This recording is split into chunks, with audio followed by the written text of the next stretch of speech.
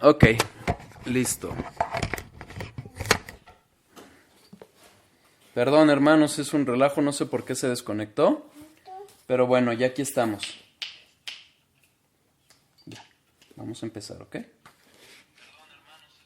Entonces, Ok, empezamos a ver... Bueno, continuamos viendo, mejor dicho, lo que es eh, la integridad de Dios. Hicimos un repaso debido al tiempo que hicimos pausa, tuve que retomar el tema. Básicamente empezamos con el repaso de la integridad de Dios, que ya no voy a tomar hoy, pero empezamos ahora sí a ver a detalle lo que es Dios verdadero. Vimos cómo Dios verdadero refiere justamente a una oposición entre lo que es real y lo que es ficticio, lo que es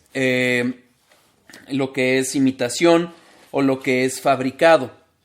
Vimos justamente que hablar de Dios verdadero es hablar del único Dios que cumple todos los atributos o que satisface la idea perfecta de lo que es ser Dios, ¿sí?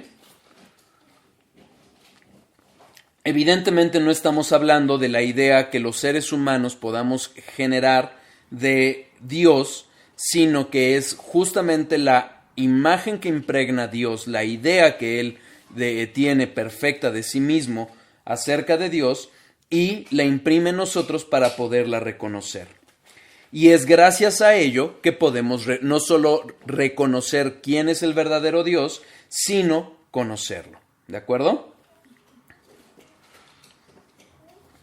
Vimos que, como lo dice Berkov, en él, es decir, en Dios, la idea de la divinidad está perfectamente cumplida. Él es todo lo que como Dios debería de ser. Es gracias a que vamos conociendo esos atributos de Dios que nos revelan quién es Dios, que vamos reconociendo que es el verdadero Dios. ¿Sí? Aunque Dios es el único que va a tener el perfecto conocimiento de sí mismo, porque su ser trasciende a nosotros, es incomprensible a nosotros, nos ha dado esa facultad para reconocer quién es quién puede llenar y satisfacer las características del Dios verdadero. Y debido a que nuestra capacidad está nublada por el pecado, es que necesitamos la palabra de Dios.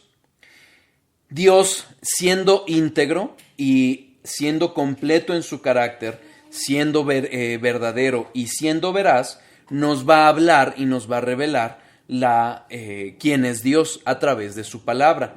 Sin duda, como apuntamos en el último estudio, ello va a implicar que va a usar ciertos antropomorfismos que nos van a permitir conocerlo desde nuestra perspectiva, es decir, con nuestras limitaciones, pero nos va a dar ciertos aspectos que nos revelan quién es el verdadero Dios. Cuando Cristo ora a Dios, al Padre, por sus discípulos y pide que podamos conocer al Dios verdadero y aquel que Él ha enviado, vimos que no es una oposición o no niega que la deidad de Cristo, pues Él mismo había afirmado que el Padre y Él son uno mismo. Lo que está haciendo es que está orando para que podamos conocer al Dios verdadero y no nos confundamos con los ídolos que adora el mundo. Cuando la palabra de Dios habla del Dios vivo y verdadero, como lo menciona Jeremías 10:10, y es en lo que vamos a ampliar hoy, está hablando justamente en una oposición con los dioses falsos, con los dioses carentes de vida. Y vimos que hablar también del Dios verdadero es el Dios real, es decir, un Dios existente que como tal actúa en nuestra realidad. E hicimos algunas referencias al libro de Samuel, al libro de Reyes y al profeta Isaías, en donde hablan de que justamente ese Dios que ha hablado se ha manifestado en la realidad y es a través de las obras de ese Dios que se da a conocer en general al mundo. ¿Ok? ¿Queda claro hasta ahí? Espero que no haya dudas, comentarios, ¿no? ¿Todo bien? Ok. Bueno, pues entonces pasamos ya a lo que es el estudio que nos atiende el día de hoy. Hablar de Dios vivo y verdadero es, como les decía, un contraste con los ídolos, es decir, los dioses falsos que ahorita como leíamos en la oración en el Salmo 135, es una oposición a los ídolos o a los falsos dioses que adoran el mundo, que adoran las naciones. El Salmo 135 nos da ciertos aspectos que hoy en Jeremías 10 vamos a ver con un poco de mayor detenimiento. Los ídolos no tienen vida. ¿Por qué? Porque en contraste con el Dios verdadero, real, no fabricado, que no es una imitación, ellos son hechos por el hombre, no tienen vida. Dios marca un claro contraste con los ídolos del mundo que el mundo adora. Fíjense, Salmo 115, versículos 3 a 9. Salmo 115, versículos 3 a 9. Nando, ven por favor acá. Pues, lo tengo que llamar. Hernando. Acá. Tráete juguetes y acá juegas. Salmo 115, versículos 3 a 9. Nuestro Dios está en los cielos. Todo lo que quiso ha hecho. Los ídolos de Dios, los ídolos de ellos son plata y oro, obra de manos de hombres. Tienen boca, mas no hablan. Tienen ojos, mas no ven. Orejas tienen, mas no oyen. Tienen narices, mas no huelen. Manos tienen, mas no palman. Tienen pies, mas no andan. No hablan con su garganta. Semejantes a ellos son los que los hacen y cualquiera que confía en ellos. ¿Qué es lo que sucede? El mundo, el ser humano, fue hecho por Dios con una capacidad para adorar. Y justamente esa capacidad solo va a ser verdaderamente satisfecha por Dios. No va a ser satisfecha por nada más que este mundo pueda ofrecer. Ni aún el mundo completo va a poder satisfacer esa necesidad con la que Dios hizo al ser humano. Entonces, ¿qué es lo que hace el hombre? Gracias al pecado, gracias a la caída y al conflicto que surge por el pecado con el único y verdadero Dios, empieza a fabricar ídolos. Y esos ídolos generalmente van a estar manifestados en creaciones. ¿Cómo va a ser el hombre a un Dios con minúscula, semejante a sí mismo? Les hace ojos, les hace bocas, les hace brazos, pero fíjense cómo lo detalla el salmista. Tienen boca, mas no hablan. Tienen ojos, pero no ven. Tienen orejas, pero no oyen. Tienen narices, pero no huelen. Manos y no palman. Tienen pies y no andan. El hombre, el ser humano, se postra ante aquellos ídolos que puede controlar. ¿Qué pasa cuando Jesucristo libera a los gadarenos? Ven el poder del único y verdadero Dios actuando en dos gadarenos que estaban tan endemoniados que no los podían controlar. Les ponían cadenas y los rompían. ¿Cuál fue la respuesta del pueblo al ver el poder de ese Dios que no pueden controlar? Vete de aquí. Vete de este lugar. Esa es la reacción que tenemos como seres humanos. Nos escondemos y buscamos dioses con minúscula que podamos ser controlados. Dioses que, mira, si yo hago esta manda, entonces tú me das esto. Mira, si yo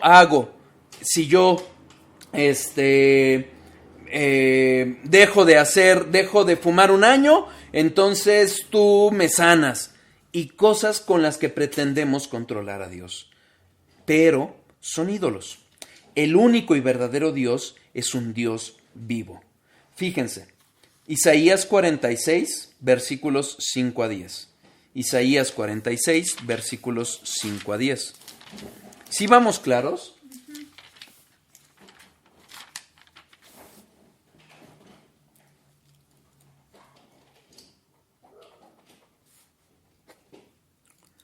Isaías 46, versículos 5 a 10. ¿A quién me asemejas y me igualas y me comparáis para que seamos semejantes? Sacan oro de la bolsa y pesan plata con balanzas. Alquilan un platero para hacer un dios de ello. Se postran y adoran. Se lo echan sobre los hombros, lo llevan y lo colocan en su lugar. Allí se está y no se mueve en su sitio. Le gritan y tampoco responde, ni libra de la tribulación. Fíjense cómo caracteriza, cómo el profeta Isaías está haciendo referencia a la actitud del corazón del hombre cuando crea ídolos. Y habla de esa insensatez que está detrás. Ese mismo oro, esa misma plata que usamos para nuestras transacciones o para adornarnos, ¿qué es lo que hacen los hombres? Lo llevan con el manufacturero para que le dé forma y entonces lo ponen en un lugar y se postran a adorarlo. Eso habla de una insensatez que Jeremías 10 vamos a ver cómo profundiza. Pero fíjense cómo ese ídolo que adoran, que adora el ser humano, el ídolo creado por sus manos, no va a librar de la tribulación. En el Salmo 115 que leímos y en el Salmo 135 que adoramos, de las cosas que están haciendo los salmistas es hablar de esos atributos de Dios que solo Dios tiene como creador, como soberano, como Dios verdadero, como Dios eterno, que contrastan con los ídolos, con los dioses muertos. Y esta no es la excepción, versículo 8. Acordaos de esto y tened vergüenza, volved en vosotros, prevaricadores. Acordaos de las cosas pasadas desde los tiempos antiguos, porque yo soy Dios, y no hay otro Dios, ni hay semejante a mí, que anuncio lo por venir desde el principio, desde la antigüedad, lo que aún no era hecho, que digo, mi consejo permanecerá, y haré todo lo que quiero. Denme un segundo, hermanos, por favor.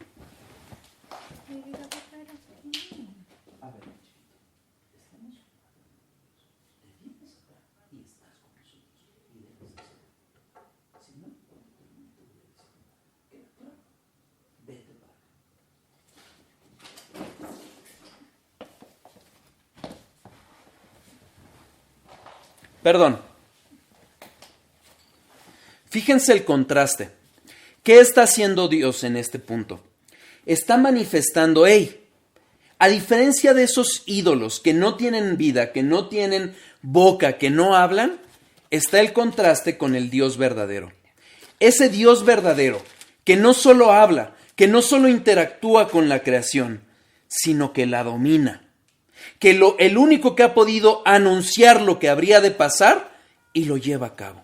Es decir, está hablando del Dios verdadero eterno, el Dios que ha decretado, como lo hablamos al hablar de la soberanía, y que ha llevado a cabo todo lo que ha dicho. Es el contraste completo entre el Dios verdadero y los ídolos. Cuando nosotros vemos las expresiones en la palabra de Dios, de dioses, cuando dice, por ejemplo, en el Salmo que oramos, el Dios es el Dios sobre todos los dioses con minúscula, no es porque existan dioses en realidad, es un antropomorfismo. Es lo que los seres humanos, los seres humanos que aborrecen a Dios, han creado ídolos y les llaman dioses. Solo hay un Dios verdadero, y es justamente el atributo del que estamos hablando. ¿Vamos claros hasta aquí? Sí. Ahora, Jeremías, hemos hablado en los Salmos 115, 135 e Isaías 46 acerca de este contraste. Yo creo que uno de los que mejor maneja y con más detalle maneja estos contrastes es Jeremías, Jeremías 10. Vamos a Jeremías 10 a leer del 3 al 16, lo leemos completo y después hacemos los contrastes y luego analizamos con detalle los contrastes que hay en él. ¿De acuerdo? Jeremías capítulo 10, versículo 3 al 16. Porque las costumbres de los pueblos son vanidad, porque el leño del bosque cortaron, obra de manos de artífice con buril. Con plata y oro lo adornan, Con clavos y martillos lo afirman para que no se mueva. Derechos están como palmera y no hablan. Son llevados porque no pueden andar. No tengáis temor de ellos, porque ni pueden hacer mal, ni para hacer bien tienen poder. No hay semejante a ti, oh Jehová. Grande eres tú, y grande tu nombre en poderío. ¿Quién no te temerá, oh Rey de las naciones? Porque a ti es debido el temor, porque entre todos los sabios de las naciones y en todos sus reinos no hay semejante a ti. Todos se infatúan y entontecerán. Enseñanza de vanidades es el leño. Traerán plata batida de Tarsis y oro de Ufas, obra del artífice y de manos del fundidor. Los vestirán de azul y de púrpura, obra de peritos es todo. Mas Jehová es el Dios verdadero, Él es Dios vivo y Rey eterno, y a su ira tiembla la tierra, y las naciones no pueden sufrir su indignación. Les diréis así: los dioses que no hicieron los cielos ni la tierra, desaparezcan de la tierra y de debajo de los cielos. El que hizo la tierra con su poder, el que puso en orden el mundo con su saber, y extendió los cielos con su sabiduría. A su voz se produce muchedumbre de aguas en el cielo, y hace subir las nubes de lo postrero de la tierra. Hace los relámpagos con la lluvia, y saca el viento de sus depósitos. Todo hombre se embrutece, y le falta ciencia. Se avergüenza de su ídolo todo fundidor, porque mentirosa es su obra de fundición, y no hay espíritu en ella. Vanidad son, obra vana. Al tiempo de su castigo perecerán. No es así la porción de Jacob, porque él es el hacedor de todo, e Israel es la vara de su heredad. Jehová de los ejércitos es su nombre. Entonces, vamos a ver estos contrastes que hay entre el Dios verdadero y los ídolos. Ya tocamos algunos temas, algunos puntos que nos muestran los salmos y el profeta que leímos. Ahora vamos a entender un poquito más a los detalles de los que habla Jeremías acerca de ellos. Fíjense, los versículos 3, 8 y 15 hablan de una característica de estos ídolos. Versículo 3. Porque las costumbres de los pueblos son vanidad. Versículo 8. Enseñanza de vanidades es el leño. Versículo 15. Vanidad son, obra vana. Esta vanidad, que son los ídolos, es el hebreo Jebel o Jabel, que refiere a una vaciedad, algo transitorio, pero ojo, algo insatisfactorio. Estos ídolos, como son creación del hombre, son vacíos, no tienen nada, no hacen nada, son vanidad, son vaciedad. Es algo transitorio, en contraste con el Dios verdadero que es eterno. Pero ojo, este término de vanidad, que les refiero al término hebreo Jebel o Jabel, refiere también a algo que es insatisfactorio. Ya veremos que los ídolos no solo son aquellas figuras de hombres, de personas, de animales, de cosas, de símbolos que hace el hombre. También hay otras cosas que pueden establecerse como ídolos en nuestros corazones. Pero algo que van a tener como característica todos estos ídolos es que van a dejar insatisfecho al hombre. Por la gracia de Dios, ante tal insatisfacción, volteamos a ver al Dios verdadero.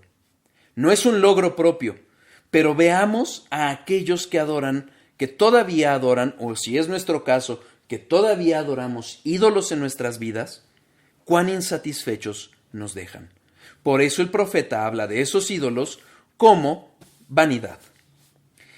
Otra cosa que refiere es que no son otra cosa que cosas hechas. Fíjense, versículos 3 y 4.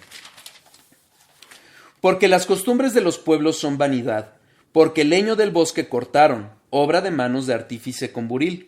Con plata y oro lo adornan, con clavos y martillo lo afirman para que no se mueva. Versículos 8 y 9. Todos se infatúan y entontecerán, enseñanzas de vanidades es el leño. Traerán plata batida de Tarsis y oro de Ufas, obra del artífice y de manos del fundidor. Los vestirán de azul y de púrpura. Obra de peritos es todo. ¿Qué es lo que sucede? Fíjense cómo caracteriza el profeta Jeremías tantos siglos antes de que viniera Cristo acerca de lo que vemos costumbres aún hoy en día. No solo los arman de leño, quizás puedan ser de cerámica, de yeso, pero fíjense cómo los adornan con plata y oro, cómo los visten, aún los colores azul y oro.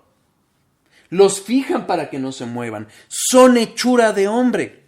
¿Con qué contrasta esta realidad? Con la eternidad y con el verdadero Dios, el creador de todo, el único Dios verdadero que se ha manifestado. La palabra hebrea para hablar de cosas hechas de hombre es la palabra hebrea maasé, que es algo fabricado, es hechura, es un producto. Cuando los profetas que hemos estado leyendo y los salmistas hablan de esta forma en cómo el ser humano los fabrica, cómo cortan el leño, cómo usan oro, usan plata y los visten, no es solo para que podamos detectar las acciones del hombre, sino lo que está haciendo Dios al mostrarnos estas verdades es que nos muestra que hay una insensatez en la costumbre de las naciones que lleva a fabricar dioses. Pensémoslo así. Hacen algo con mis propias manos, yo hago algo con mis propias manos y después de haberlo hecho, le llamo mi hacedor. Es una insensatez. Y eso es lo que está destacando el profeta. Está diciendo, oye, ese leño que tú vas a usar para cocinar, ese leño que tú vas a usar para hacer una puerta, cuando lo haces un ídolo, te postras ante ello. Es una insensatez. Otra característica, ya lo habíamos visto, pero vamos a recalcarla. No tienen vida, versículo 4. Con plata y oro lo adornan, con clavos y martillo lo afirman para que no se mueva. Una de las cosas más difíciles por lo menos cuando yo estudié biología, era definir lo que es vida. Pero una de las cosas que hace un ser vivo es que se mueve. ¿Sí? Es una de las características. Y es el contraste que está haciendo. ¿Qué es lo que hace este ídolo? Lo fijan. Lo tienen que poner fijo para que no se caiga.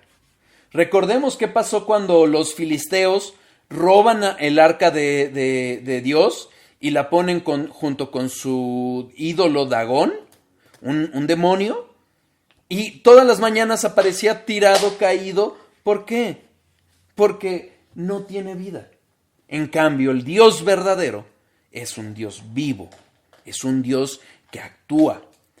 Nuevamente, hablar de Dios, de Jehová, de Yahweh, de Cristo como vivo, es en cierta medida un antropomorfismo.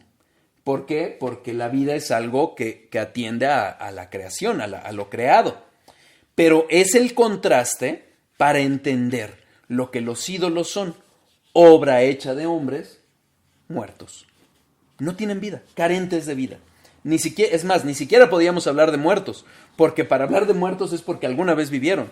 No, estos no tienen vida, son carentes de vida. ¿Queda claro? Otra característica que nos enseña este pasaje es que no hablan y no se mueven. Va de la mano con lo mismo, versículo 5. Derechos están como palmera y no hablan. Son llevados porque no pueden andar. No hablan, no se mueven, no tienen vida. Y aquí lo más importante, fíjense en el mismo versículo 5, no tienen poder. No tengáis temor de ellos, porque ni pueden hacer mal, ni pueden hacer bien, ni para hacer bien tienen poder. No tienen poder. Por la misericordia de Dios, cuando vamos conociendo al Dios verdadero, una de las cosas que Dios empieza a limpiar en nuestras vidas y que lo hace toda nuestra vida, porque los ídolos, como decía Calvino, los seres humanos somos fábricas de ídolos. Pero los ídolos más evidentes, estos que destaca estos pasajes que hemos estado leyendo, que tienen boca y no hablan, ojos y no ven, que tienes que clavarlos para que puedan estar detenidos, esos son los primeros ídolos que Dios empieza a quitar de nuestras vidas. Y como los empieza a quitar de nuestras vidas, uno de los efectos es que los empezamos a quitar de nuestras paredes. A veces tardamos más en quitarlos de nuestro corazón. Pero ojo, no sé si a ustedes les pasó, a mí me pasó. Yo, los que conocen mi testimonio, Dios no solo me sacó del catolicismo romano, me sacó también de la santería. Y tenía un temor de esos ídolos, de esos dioses, de esos demonios. Pero fíjense la confianza que nos da Dios. No les temas. No les temas porque no tienen poder, ni para hacer mal, ni para hacer bien. No les temas. Hermanos, si tenemos algún ídolo en nuestro corazón, no temamos en soltar esos salvavidas y aferrarnos al Dios único y verdadero, que es Jehová. Esta característica de poder, es decir, capacidad para hacer bien o mal, viene del término hebreo koach, que quiere decir vigor, fuerza, capacidad o medios. Es tal la impotencia, la carencia de vida de estos ídolos que no tienen capacidad para hacer nada, ni bien ni mal. No tienen vigor. Nuevamente va de la mano con el aspecto de la vida. No la tienen. Y esto nos lo va a dejar más claro este aspecto que destaca el versículo 14. Fíjense.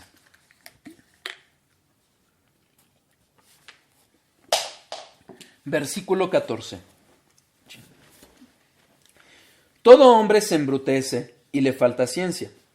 Se avergüenza de su ídolo. Todo fundidor. Fíjense. Porque mentirosa es su obra de fundición y no hay espíritu en ella. La razón por la que los ídolos son mentirosos no es porque tengan capacidad para mentir, ya vimos que no tienen capacidad para hacer nada. La razón es porque la obra hecha es mentirosa, porque es carente de espíritu. Este espíritu viene del verbo hebreo ruaj. No sé si han oído esa palabra. Hay algunos predicadores que hablan del ruaj de Dios. Bueno, ese ruaj, que es el espíritu del que habla que es traducido como espíritu, es un verbo que es soplar o respirar. Entonces, ¿por qué lo traduce el traductor de la Biblia en espíritu? ¿Por qué es espíritu? Porque figurativamente, cuando Dios sopla, infunde vida. Y por eso, y porque también una forma de hablar de espíritu es aire, es a lo que se refiere este aspecto. Vuelvo. Estas obras son mentirosas porque son obras de hombres carentes de vida y porque no tienen espíritu, no tienen el ruaj de Dios. Para que entendamos a qué nos referimos, dejan un papelito aquí y acompáñenme a Génesis 1, versículo 2.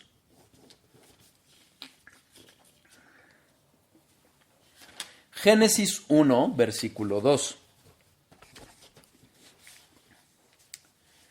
Y la tierra estaba desordenada y vacía, y las tinieblas estaban sobre la faz del abismo, y el Espíritu de Dios se movía sobre la faz de las aguas.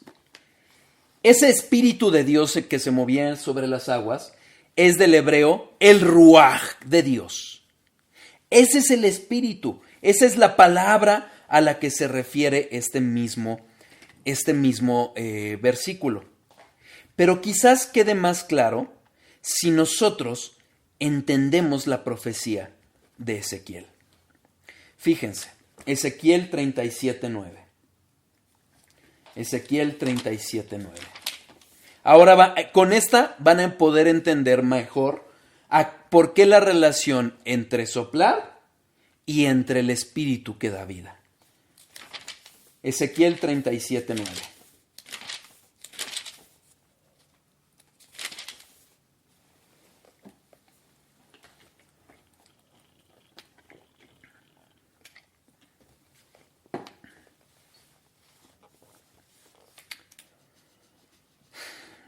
Si quieren leemos desde el versículo 1 para entender a qué se refiere.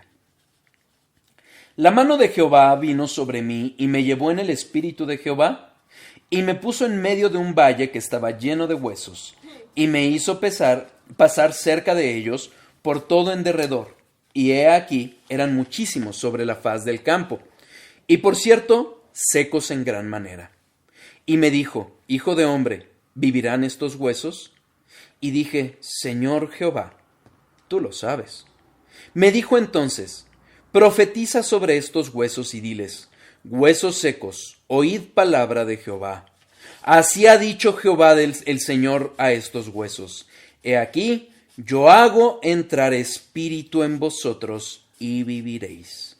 Y pondré tendones sobre vosotros, y haré subir sobre vosotros carne, y os cubriré de piel, y pondré en vosotros espíritu y viviréis, y sabréis que yo soy Jehová. Profeticé pues como me fue mandado, y hubo un ruido mientras yo profetizaba, y he aquí un temblor, y los huesos se juntaron, cada hueso con su hueso, y miré, y he aquí tendones sobre ellos, y la carne subió, y la piel cubrió por encima de ellos, pero no había en ellos espíritu. Fíjense la imagen a la que se refiere. Antes de estar en Cristo, estábamos muertos. Oye, pero nos movíamos, teníamos carne, respirábamos. Sí, pero muertos en espíritu. Y es a eso lo que está hablando Ezequiel. Versículo 9. Fíjense en lo que quedó el 8. Pero no había espíritu en ellos. Versículo 9. Y me dijo, profetiza al espíritu, profetiza, hijo del hombre, y di al espíritu, así ha dicho Jehová el Señor. Espíritu, ven de los cuatro vientos y sopla sobre estos muertos y vivirán.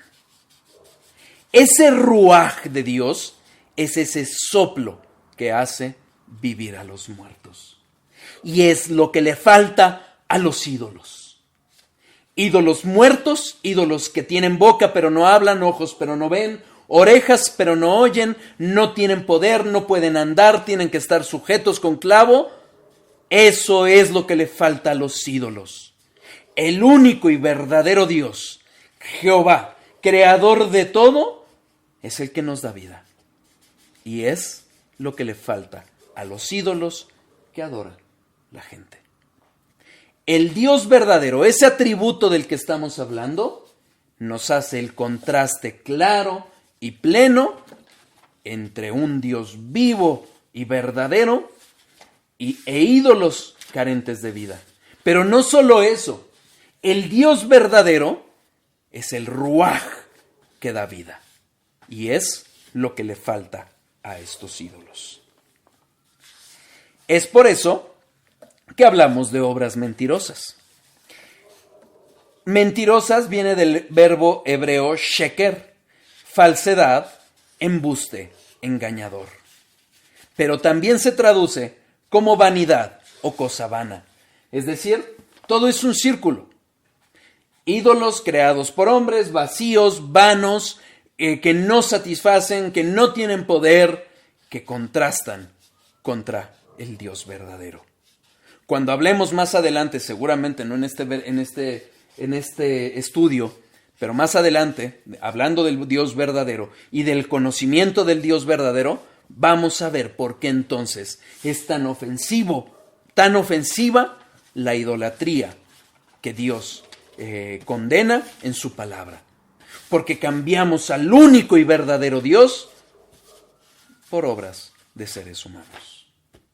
¿Sí? Finalmente, y para cerrar, el versículo, la última característica que vemos es que son obras vanas. Versículo 11. Les diréis así: los dioses que no hicieron los cielos y la tierra desaparezcan de la tierra y de debajo de los cielos. Versículo 15. Vanidad son, obra vana, el tiempo de su castigo perecerán. El término usado en hebreo es el mismo, que sean nada, que desaparezcan, y son nada, vanidad. Es exactamente la misma palabra que usamos para vanidad, Jebel o Jabel, vaciedad y no satisfacen. Es ese contraste que vemos al hablar del Dios verdadero con los ídolos. Pero hay otro aspecto que nos enseña Jeremías y que vamos a empezar a ver. Y se trata de lo que producen primeramente en el ser humano, es decir, los idólatras. Los idólatras se infatúan y se entontecen, versículo 8. Todos, refiriéndose a todos los que adoran estos ídolos, se infatúan y entontecerán. Se vuelven necios. La palabra hebrea es faltos de entendimiento. En Proverbios, si nosotros leemos Proverbios, vamos a ver un contraste completo y constante entre los sabios y los necios, entre los que buscan las sabidurías y los que buscan las vanidades de este mundo. Bueno, una de esas vanidades que nos enseña Jeremías son los ídolos, y lo que provocan es que se infatúan y se vuelven tontos. Insisto, una de las características que menciona estos profetas y los salmistas es la necedad que existe detrás de fabricar dioses y después postrarse ante ellos. Es eso lo que provoca ese embrutecimiento, ese entontecimiento que hay en el ser humano cuando adora ídolos. También el versículo 14 dice: todo hombre se embrutece, le falta ciencia, es decir, se vuelve tonto, se vuelve bruto, le falta conocimiento. Entontecer o embrutecer es el mismo término hebreo, baar, necios. Pero también este término hace una referencia a destruir, a desvanecer, a devastación. Todo ello va acompañado de la idolatría, de adorar a dioses falsos, que si no tienen capacidad de hacer bien o mal, mucho menos van a tener capacidad para salvar, porque solo hay un nombre que ha sido dado a los hombres para salvación: Jesucristo, dice Hechos 4:12, si no me equivoco. ¿Y qué otro contraste viene mostrado hacia los idólatras? Los idólatras terminan avergonzados. Versículo 14. Ahora lo vamos a leer completo. Todo hombre se embrutece y le falta ciencia. Se avergüenza de su ídolo todo fundidor, porque mentirosa es su obra de fundición y no hay espíritu en ella. Finalmente, algo que va a provocar la idolatría es la vergüenza. Uno de mis pasajes favoritos, por muchas circunstancias en mi vida, y cuando Dios cuando lo estudié y Dios me habló mucho a través de él, es el de Elías. Acompáñenme, por favor, a Primera de Reyes, capítulo 18. Primera de Reyes, capítulo 18.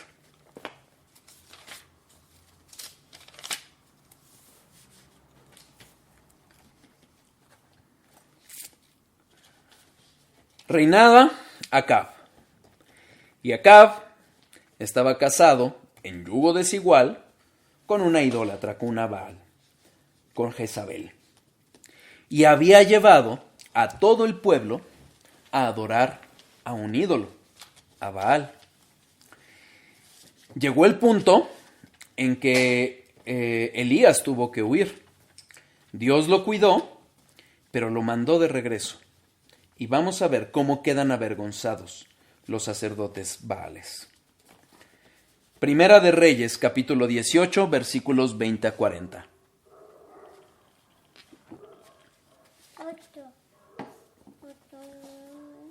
Entonces Acab convocó a todos los hijos de Israel y reunió a los profetas en el monte Carmelo.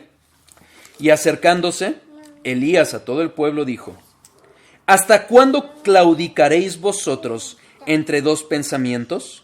Si Jehová es Dios, seguidle. Y si Baal, id en pos de él. Y el pueblo no respondió palabra. Insisto, el pueblo estaba en una plena y cabal idolatría hacia Baal, a un dios falso, a un ídolo. Y les dice Elías: decántate, o eres de Dios o eres de Baal. Si Dios es el Dios verdadero, síguelo a él. Si Baal lo fuera, síguelo. Sigamos. Y Elías volvió a decir al pueblo: solo yo he quedado profeta de Jehová, mas de los profetas de Baal hay 450 hombres. Oye, dénsenos pues 2 bueyes y escojan ellos uno, y córtenlo en pedazos y pónganlo sobre leña. Pero no pongan fuego debajo, y yo prepararé el otro buey, y lo pondré sobre leña, y ningún fuego pondré debajo. Invocad luego vosotros el nombre de vuestros dioses, y yo invocaré el nombre de Jehová, y el Dios que respondiere por medio de fuego, ese sea Dios. Y todo el pueblo respondió diciendo: bien dicho. ¿Qué es lo que dice Elías? Vamos a hacer esto. Traigan 2 bueyes, los partimos y los ponemos en ofrenda, pero sin fuego abajo. Y el primero que se queme, ese va a demostrar que es el Dios verdadero.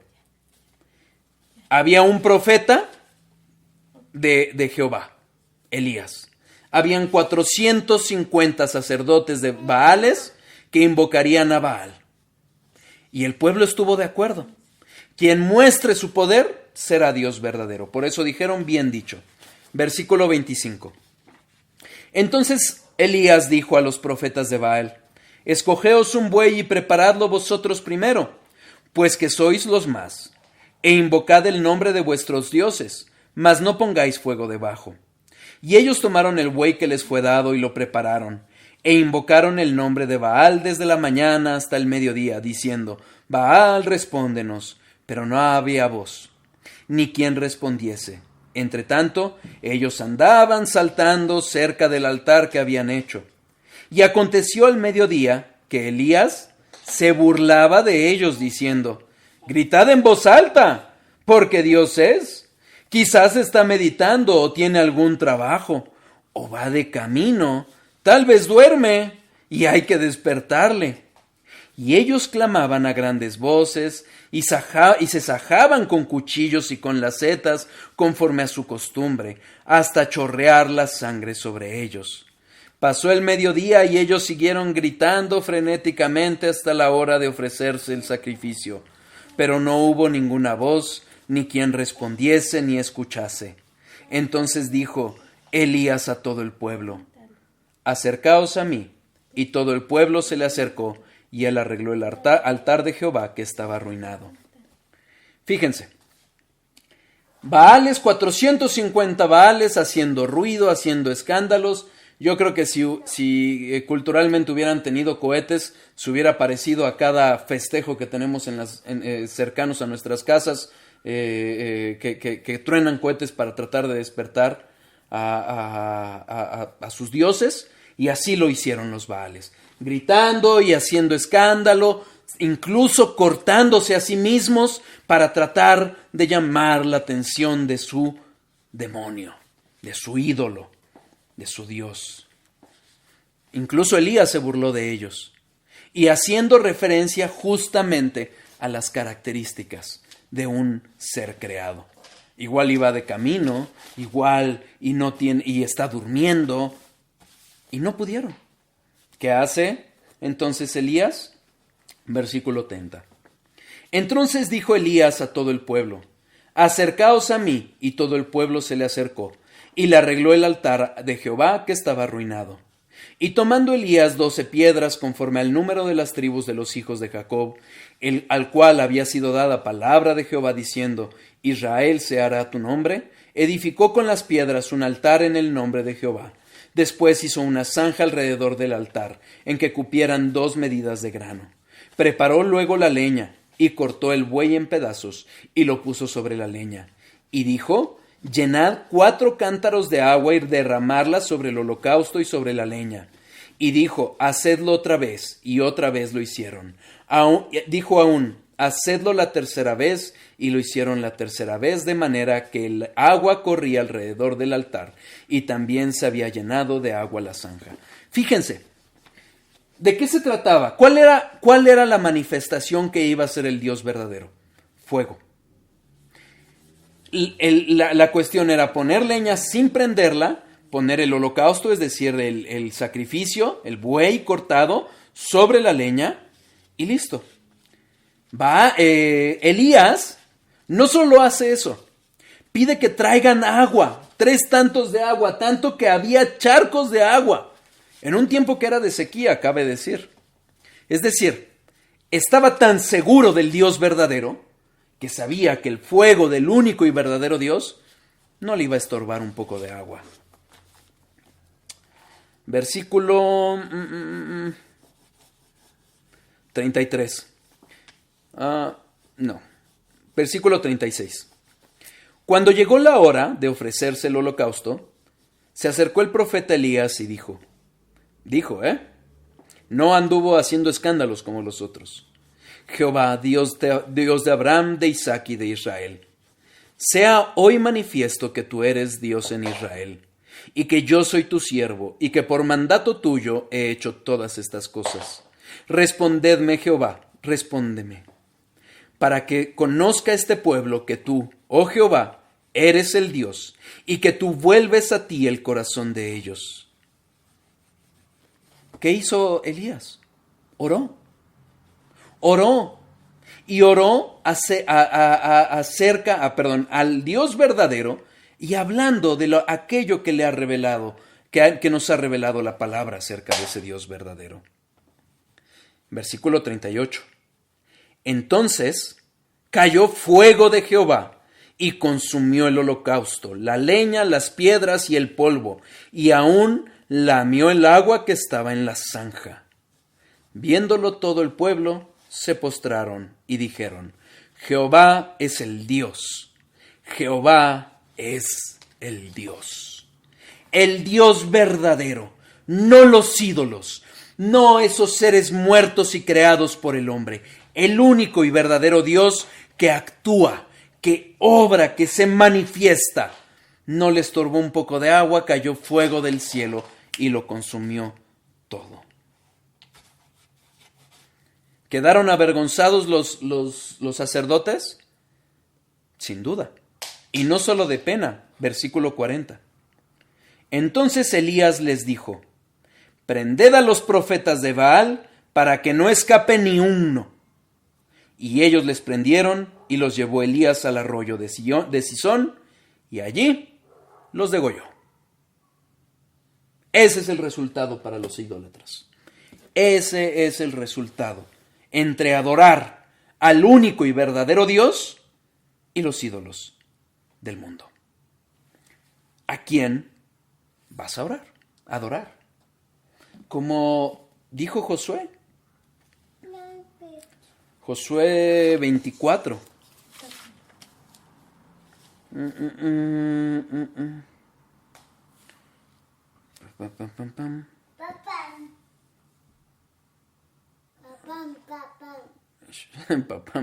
Espérame.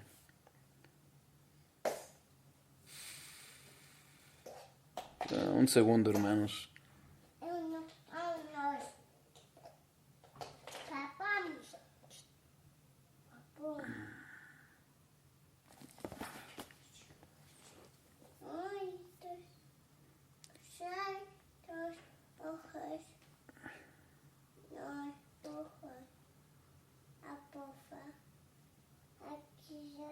Chaparrín.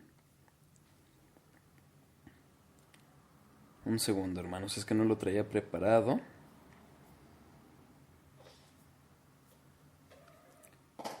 Papá. Mamá. Aquí es. Ajá. Aquí está. Josué 24, versículo 15. Versículo 14, desde el 14. Ahora pues, temed a Jehová y servidle con integridad y en verdad. Y quitad entre vosotros los dioses a los cuales sirvieron vuestros padres al otro lado del río y en Egipto, y servid a Jehová. Y si mal os parece servir a Jehová, escogeos hoy a quien sirváis. Si a los dioses a quienes sirvieron vuestros padres cuando estuvieron al otro lado del río, o a los dioses de los amorreos en cuya tierra habitáis. Pero yo y mi casa serviremos a Jehová. Decidamos.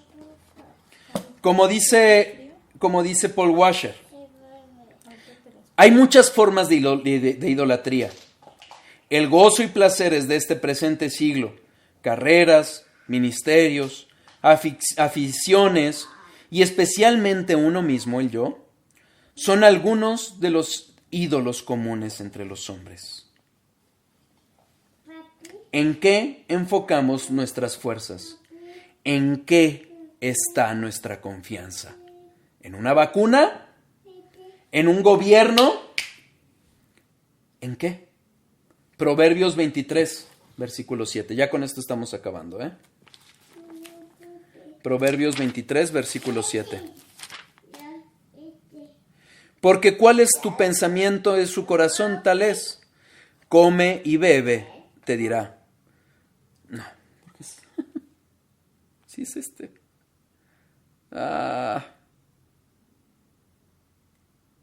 No, hombre, una disculpa, no sé. No, lo perdí. Bueno, ¿en qué está tu confianza, hermano?